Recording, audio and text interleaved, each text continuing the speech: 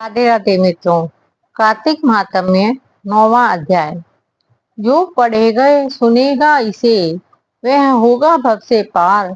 श्री हरि कृपा से लिख रहा 9वां अध्याय का सार। राजा पृथु बोले, हे श्रेष्ठ मुनि नारद जी, आपने कार्तिक मास के व्रत में जो तुलसी की जड़ में भगवान विष्णु का निवास बताकर उस स्थान की मिट्टी का पूजन करना बतलाया है। अतः मैं श्री तुलसी जी के महात्म्य को सुनना चाहता हूँ।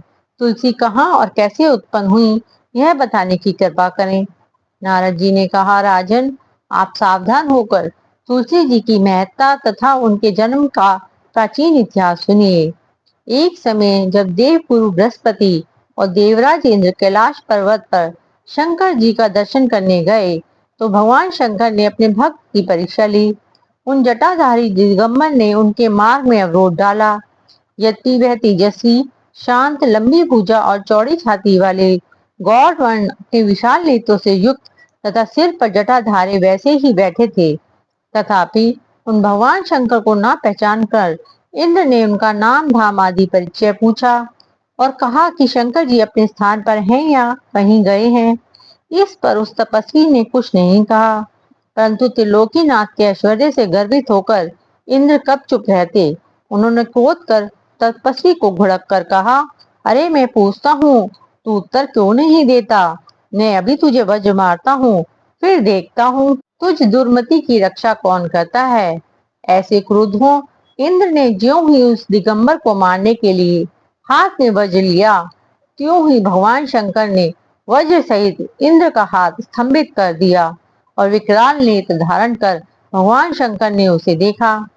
त्यों ही ऐसा विदित हुआ मानो वह दिगंबर प्रज्वलित हो उठा है और तेज से जला देगा।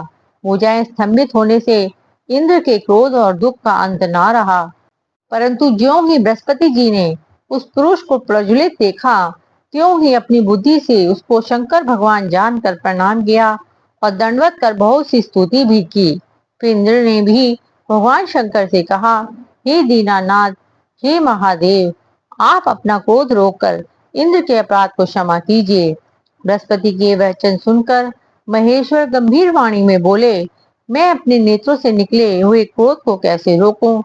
तब बृहस्पति ने कहा, भगवान भक्तों पर दया करनी चाहिए।